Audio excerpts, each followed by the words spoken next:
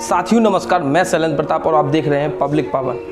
आज किसी सामाजिक कार्यकर्ता की बात नहीं, किसी राजनेता की बात नहीं, आज बात करते हैं एक ऐसे शिक्षक नेता की जो प्रदेश अध्यक्ष हैं हमारे ज़िले के जिला जालौन के अशोक राठौर जी, जिन्होंने अभी 2 दिन पहले भारतीय जनता पार्टी से अपना नाता तोड़ दिया है। आज हमारे साथ हैं, तो आइए बात करते हैं उनसे।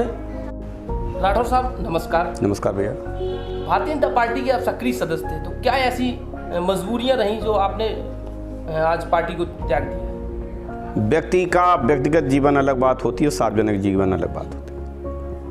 मैं माध्यमिक वित्तहीन शिक्षक महासभा का प्रदेश अध्यक्ष होने के नाते अब एक सार्वजनिक व्यक्ति हो गया। पिछली सरकार में सपा सरकार ने इन वित्तहीन शिक्षकों के लिए कुछ मानदेय देना प्रारंभ किया था। हम लोगों को उम्मीद थी कि ये सरकार सबका साथ सबका विकास करने वाली बात कर रही है तो कुछ अच्छा देगी, और इन्होंने अपनी घोषणा पत्र में कहा था कि इंटरमीडिएट तक की शिक्षा मुफ्त करेंगे। अब इंटरमीडिएट तक की शिक्षा तो मुफ्त नहीं हुई, बल्कि शिक्षा जरूर बिल्कुल मुफ्त हो गया, और ऐसे में कोई भी सहायता नहीं दिया। बीच में अभी 1 महीने पहले बात आई थी कि भाजपा सरकार कुछ देने वाली, तब भी नहीं दिया। विधान परिषद के चुनाव घोषित हो चुके हैं। निश्चित तौर पर हम लोगों को भी लग रहा है कि वित्तहीन शिक्षकों को देने वाले नहीं। आज पूरा वित्तहीन शिक्षक समाज 2 जून की रोटी के लिए व्यथित है।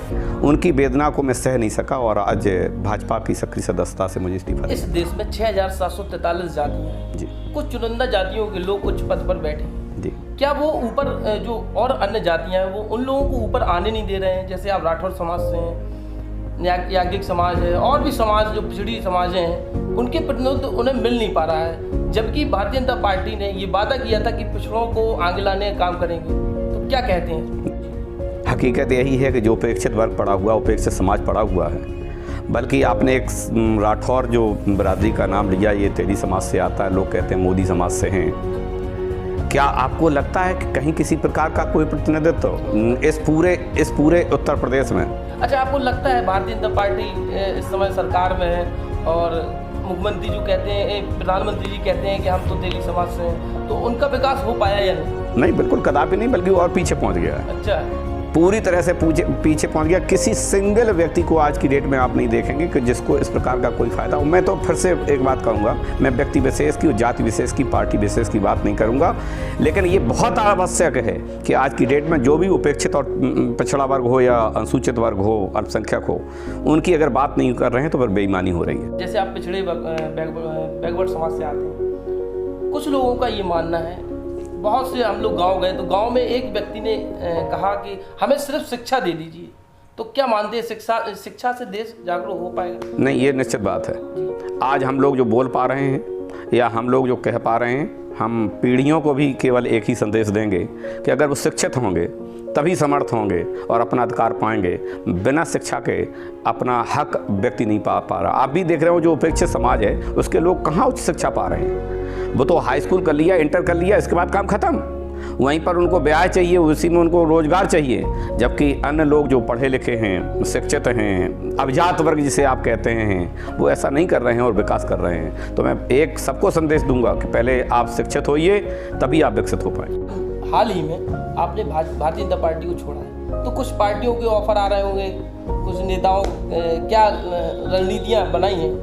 नहीं, निश्चित तौर पर ये भी हमें देखना पड़ेगा कि हमारे उपेक्षित वर्ग का, हमारे वंचित और शोषित समाज का कौन बात सुन सकता है। इन सब चीज़ों को देखते हुए और प्रदेश स्तर पर बैठक करके, चाहे शिक्षक महासभा की हो या तैलिक महासभा की हो, समाज की हो, इसके साथ बैठक बना करके अगली रणनीति बनाएंगे और तभी किसी पार्टी में जाने का मन बनाएंगे। आपका ये कहने का मतलब है, मतलब जो मुद्दों की बात करेगा उसी, बस जो मुद्दों की बात करेगा, और निश्चित वंचित समाज की जो बात करेगा, सुनने वाला नहीं है, उसके साथ हम नहीं प्रदेश स्तर पर शिक्षक हो या तैलिक समाज का व्यक्ति हो, वो काम करेगा। अच्छा, कोरोना काल में 20 लाख करोड़ का पैकेज इन्होंने दिया, तो क्या लगता है आपको कि शिक्षा के लिए कोई पैकेज आ पाया ज़मीन पर कि नहीं?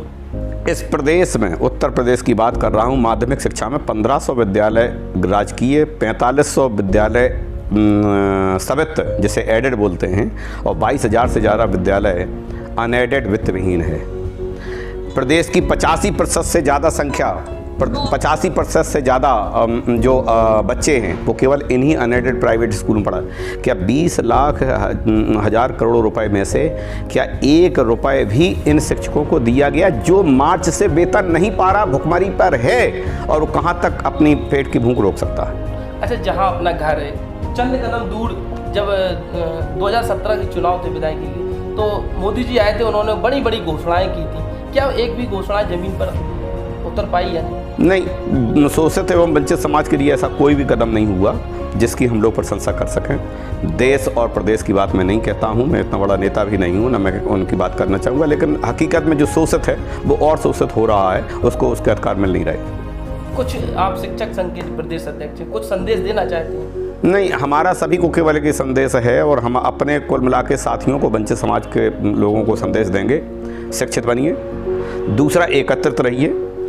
चाहे जहाँ से अगर आपको उत्पीड़न हो रहा है, जो उत्पीड़न कर रहा है, इसको देखने की आवश्यकता है। जाति पार्टी विशेष के चक्कर में ना पड़ें। अगर देश और प्रदेश का भविष्य चाहिए तो निश्चित तौर पर सही चीज़ का समर्थन और गलत बात का विरोध करना होगा।